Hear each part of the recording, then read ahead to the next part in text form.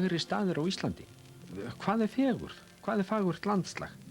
Hvernig má meta einn stað fegur en annan svo allir verði sammála? Nei, það víst ekki hægt.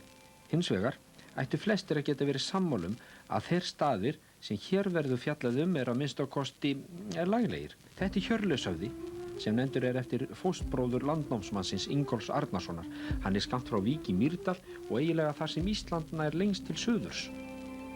Þegar Hjörleifur kom að höfðanum náði hann í sjó fram, en framburður jökulfljóta og jökulhlaup í kjölfar Kötlugosa hefur smám saman bætt við landið og ströndin færst lengra og lengra til suðurs og nú Hjörleifshöfði eyja á þurru landi, fjall. Og í vestri Mýrdalsjökull, hinn fagri skjöldur sem geymir Kötlu sem öllu ógnar á þessum slóðum. Í fyrndinni meitlaði Hafaldan þennan helli sem syðst í Hjörleifshöfða. Hann heitir Skiphellir og geysistór, hátt til lofts og vítt til veggja. Hellisopið tröllslegt og ofan við hann nokkurs konar ljóri. Víðast Hjörleifshöfði þverhníptur og svo einnig hér. Ókunnir gætu haldið að hér væri ekki farandum en ekki allt sem sýnist. Hér hinn glæfralegi mjaltastígur sem liggur frá brún og niður á Jafnsléttu. Forðum var hann líklega notar af þeim sem mjólkuðu kvíarnar í Skiphelli. Á kafla hvelfist bergið yfir breiðan göngustíginn og svo beygir snögglega. Fyrir neðan klettanefið sem skagar þarna út í loftið þverhnípt niður á sandinn. Og svo gengið inn í mikla hvelfingu upp á næstu hæð og út úr hvelfingunni í gegnum þakgluggann ef svo má það orðið komast. Þarna allt í einu orðið stutt upp á brún, aðeins hlíðarslakkin eftir og svo kemur maður þarna út rétt eins og álfur út úr hól. Þá ekki annað eftir en að ganga grasi klædda hlíðina upp á brún. Þarna geysilega mikill gróður, kafgras og nú kunna áhorfendur að spyrja, þetta ekki bæði erfið og hættuleg leið? Brekkur oftast hægri upp að farin til að sjá, sagði Hannes Hafstein fyrr á þessar öld. Og sama á við með einstigið hérna fyrir neðan. Það bara að gera að fara varlega, þetta ekki erfitt. Nei, hvorki erfiðni hættuleg sé varlega farið. Sögur segja að Hjörleifur Hróðmarsson, fóstbróðir Ingólfs Arnarsonar, hafi búið einn vetur í höfðanum. Hjörleifur var drepinn af írskum þrælum sínum og hann heygður hæst á höfðanum þar sem síðan heitir Hjörleifshaugur. Byggð hefur verið í Hjörleifshöfða að minnsta kosti af og til fram til 1930. Víðsýnd frá Hjörleifshöfða, þarna sést til Reynisfjalls og fyrir utan Reynistrangar. Kötluhlaup voru þó byggðinu oft erfið, til dæmis Kötluhlaupið 1721 sem tók af bæinn með túnum og engjum en þá stóð hann þarna vestan höfðans. Hjörleifshöfði Móbergsfjall. Hann hæstur 221 metri, líklega varð hann til á ísöld við neðansjávargos og þá hafa hlutirnir gerst á svipaðan hátt og þegar Surtsey var til. En bregðum okkur nú stund norður í land og litumst í faguri vin í skjóli fjalldrottningarinnar.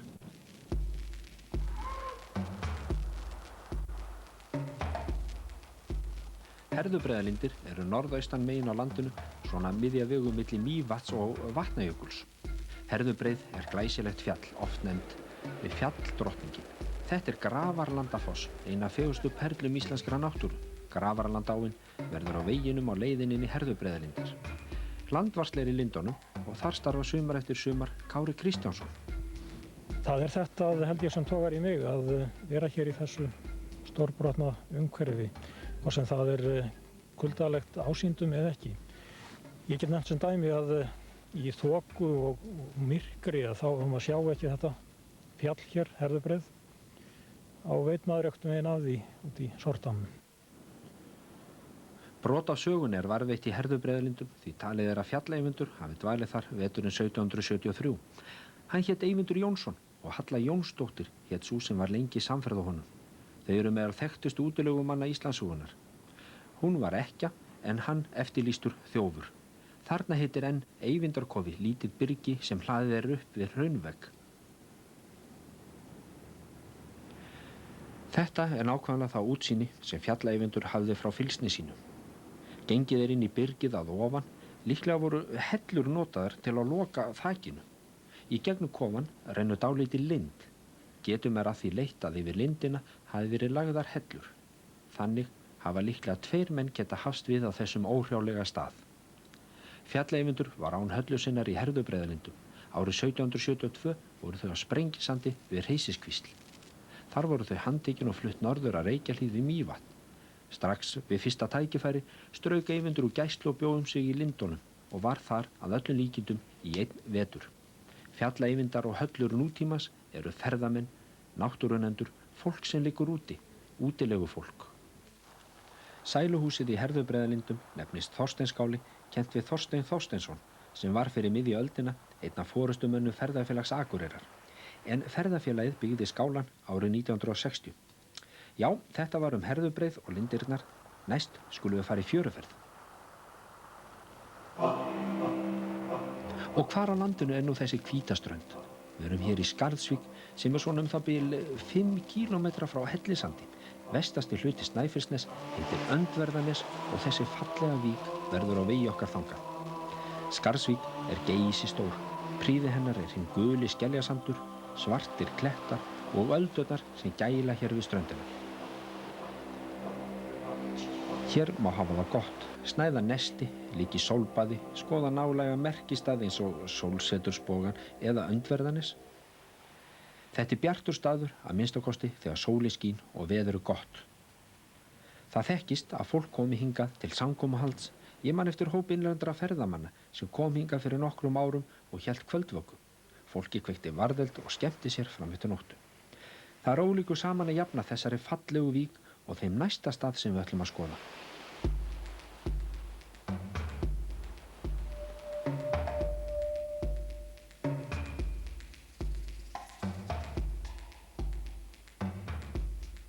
Vötn, hraun og mosi einkenna þetta svæði. Hér heita einfaldlega hraunvötn, þau eru skammt norðan við Veiðivötn, ekki langt frá Þjórsárdal, skammt austan við Þórisvatn. Hraunvötnin tilheyra Veiðivatnasvæðinu og til þeirra heyra það bil 50 vötn og tjarnir. Vötnin eru mörg hver í gígum sem gera allt umhverfið mjög furðulegt og raunar á þetta svæði ekki sín líka. Í Veiðivötnum og hraunvötnum eru góð veiði og hingað kemur fjöldi fólks á hverju sumri, liggur við í tjöldum og nýtur útiverunar við veiðar. En staðurinn okkar lítið vatn eða pollur vestan við Litlasjó. Hérna eru margir gígar sem fyllst hafa vatni. Nokkuð bratt niður að vatnsborðinu en umhverfis breiðir þykkur dúnamjúkur grámósin sig yfir hraunið. Við stígum létt til jarðar og gætum þess að skemma ekki þessa fögru ábreiðu. Hér ríkir ró og friður og blátt vatnið spegilslétt og tært. Og þannig það líka næsta áfangastað okkar. Það haflauturinn spegilsléttur og fagur.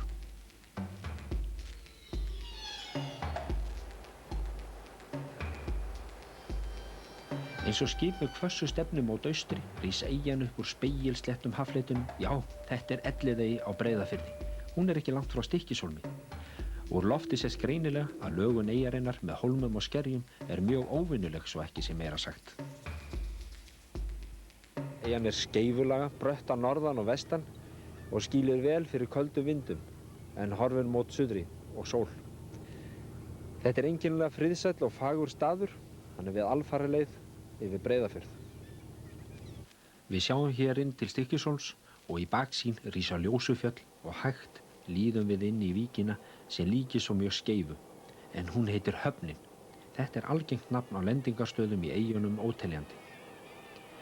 Bergið svipað og í öðrum eyjum á Breiðafirði, mikið ber á fallegu Stuðlabergi, skreyttu með fugladriti og höfundarnir syngja hástöfum drottni til dýrðar á þessum fagra degi. Hæst Elliðey austast 41 metri yfir sjávarmáli og þar stendur Vitinn. Landselurinn lítur undrunaraugum á hina óboðnu gesti sem raskar ró hans. Elliðey hallar inn að skeifunni, á hina hliðinni eyjan víðast þverhnípt í sjófram. Skammt þar frá sem eyjan hæst heitir Heiðnabjarg og mun Guðmundur biskup hinn góði hafa látið þann stað vera óvígðan. Heiðnabjarg átt að vera fyrir landvætti og álfa því einhvers staðar yrðu vondir að vera. Þessi saga á sig hliðstæður víð landið. Bæjarhúsin standa enn. Síðasti bóndinn í Elliðey var Jón Pálsson og brá hann búi árið 1960 og flutti inn til Stykkishólms. Þannig hafa örlög flestra eyja í Breiðafirði verið. Við kveðjum nú Elliðey sem margir segja sé meðal þeirra fegurstu á Breiðafirði. Hverju nú suður á land í unaðsreit sem allt of fáir vita um.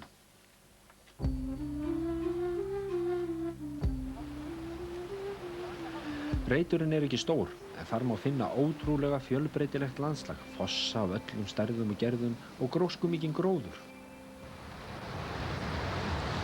Gjáin í Þjórsárdal eitt fegursta sköpunarverk íslenskrar náttúru. Miklir vatnavextir í Þjórsá hafa eflaust skapað gjána fyrir mörg þúsund árum. Síðar átti Þjórsá oft eftir að ryðja sér leið í gjána, en nú rennur þar á sem nefnist Rauðá. Og þvílíkt landslag samspils kletta, bergs og gróður við blátæra Rauðá. Gjáin ekki svo ýkja stór, en sjáuð öll þessi ólíku svið og hversu sterkan svip áin og fossarnir setja á landslagið. Takið eftir fossunum tveimur lengst til hægri. Ég veit ekki hvað þessi fossar heita, en þeir gætu svo sem heitið Tvíburi eða Tvífoss. Það mætti halda að hér hafi Guð almáttugur ákveðið að hafa til sýnis hluta af flestu því sem íslensk náttúra hefur upp á að bjóða. Gjáin skammt frá Stöng, en þar bjó á söguöld Gaukur nokkur Trandilsson mikil hetja. Frá Stöng það bil 20 mínútna gangur upp í Gjána. Þetta Gjárfoss, sem fellur í tveimur þrepum niður í nokkuð stórt og djúpt lón. Hægt að komast á bak við fossinn, en varla á þess að vökna. Þessi drangur stendur í miðri Gjánni eins og ófullgerð höggmynd. Talið fullvíst að í Þjórsárdal hafi verið mikil byggð á söguöld og var dalurinn svo til allur gróinn. Byggðin eyddist líklega í Heklugosinu 1104 þegar gífurlegt gjóskuregn steyptist yfir dalinn. En ekki að sjá að Hekluvíkur hafi skemmt Gjána að neinu ráði, kannski hafa bara Þjórsárhlaup hreinsað reglulega úr Gjánni. Nú yfirgefum við Gjána og förum aftur vestur á Snæfellsnes, enda þar margir fagri staðir.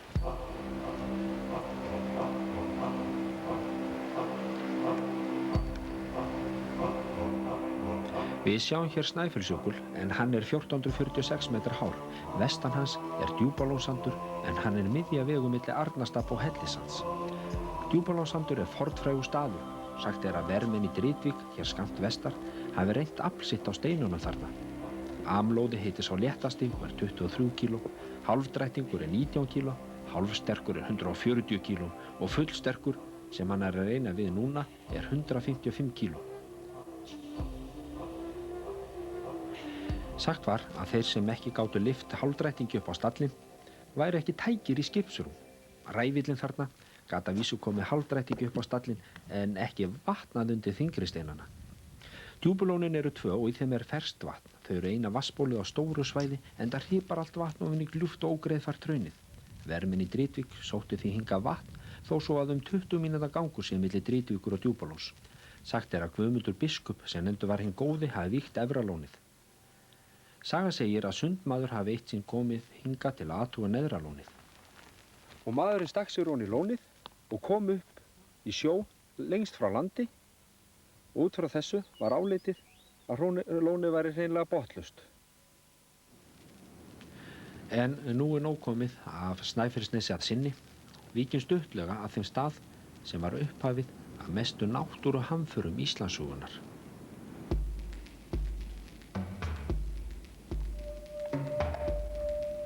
Árið 1783 braust hér út mikill jarðeldur á 25 km langri gígaröð og var það upphafið á móðuharðindunum. Já, þetta eru Lakagígar, þeir eru suðvestan við Vatnajökul, norðan við Kirkjubæjarklaustur. Þessi staður, hann sýnir okkur að náttúran felur smá saman ummerki hamfara sinna og nú gróa hér dúnmjúkar mosaþembur. Gosið í Lakagígum kallast venjulegast Skaftáreldar og í því rann eitt mesta hraunflóð sem runnið hefur á jörðinni í einu gosi og menn hafi verið vitni að. Afleiðingar gossins voru hrikalegar fyrir landsmenn. Askan lagðist yfir geysilegt svæði og eitraði fyrir bústofni landsmanna sem hrundi niður bæði af eitruninni, grasbresti og heyleysi. Afleiðingin hlaut því að verða gríðarlegur mannfellir og talið að 20% landsmanna hafi látist úr hungri og vesöld. Þrátt fyrir þessa döpru sögu eru Lakagígar eitt stórkostlegasta náttúrundur sem til í víðri veröld og hér eru margir fagri staðir sem vert að skoða. En eigum við ekki að skoða fleiri fagra staði? Heimsækjum einn sem ekki síðri en hinn vinsæla Þórsmörk eða Goðaland. Bláleit elfan liðast eftir fögrum dal og til beggja hönd eru skógivaxnar hlíðar. Já, hér heita Núpsstaðaskógar. Þeir eru vestan við Skeiðarárjökul, svona mitt á milli Kirkjubæjarklausturs og Skaftafells. Þetta er Lómagnúpur. Rétt austan við hann er ekið á þjóðveginum og innst inn í dalnum eru Núpsstaðaskógar. Þeir eru kenndir við bæinn Núpsstað í Fljótshverfi en hann er rétt vestan við Lómagnúp og í austri blasir við Öræfajökull. Ekki er alltaf auðfarið inn í Núpsstaðarskóga, jafnvel ekki á jeppu með drifi á öllum hjólum. Farartálminn heitir Núpsvötn en svo nefnist fljótið eftir að Núpsá og Súla hafa sameinast. Núpsstaðarskógar hafa alla burði til að geta tekið á móti fjölda ferðamanna en vandamálið er sem fyrr sagði Núpsvötn. Gönguleiðir má finna margar, 2 gönguleiðir eru þó vinsælastar. Önnur er að Súlu í Súlutindum sem er stórkostlegt náttúruundur við jaðarinn á Skeiðarárjökli. Raunar hefur jökullinn myndað Súluna með því að brjóta smá saman niður heilt fjall. Hin gönguleiðin er inn eftir dalnum af Kálsklif og Tvílitahyl. Gengið er með Núpsá en hún liðast dalinn djúp og hljóðlát. Dalbotninn er áreyrar og líklega hefur Núpsá átt sér farvegi þvers og kruss dalinn og á leið sinni grafið undan gróðri. Þó virðist sem hún hafi verið ansi lengi í núverandi farvegi. Þegar innar er komið breytist landslagið nokkuð og í ljós koma gríðarlega háir berggangar og er engu líkar en hér sé forn Tröllahöll. Eftir að hafa gengið mestan hluta leiðarinnar með Núpsá erum við komnir langleiðina inn í dalbotninn. Hér má alveg eins dvelja og skoða umhverfið, það er fyllilega þess virði. Framhald leiðarinnar er að Tvílitahyl og sá hluti er mjög skemmtilegur. Leiðin liggur í gegnum talsvert kjarr þar til komið er að klettunum. Leiðin liggur að Kálsklifi en þar er auðveldast að fara upp klettana að Tvílitahyl. Skynsamlegra er að leita göngustígnum en leggja í ógreiðfært kjarrið og kræklast þar í lengri tíma. Margt gleður auga náttúrunandast á leiðinni, til dæmis þetta fagra Stuðlaberg sem er skammt austan við Kálsklif. En Kálsklif er innst inn í dalnum og ferðin þar upp er flestum nokkuð ævintýri, sérstaklega þó þeim sem eru ekki vanir klifri í klettum. Ferðafólkið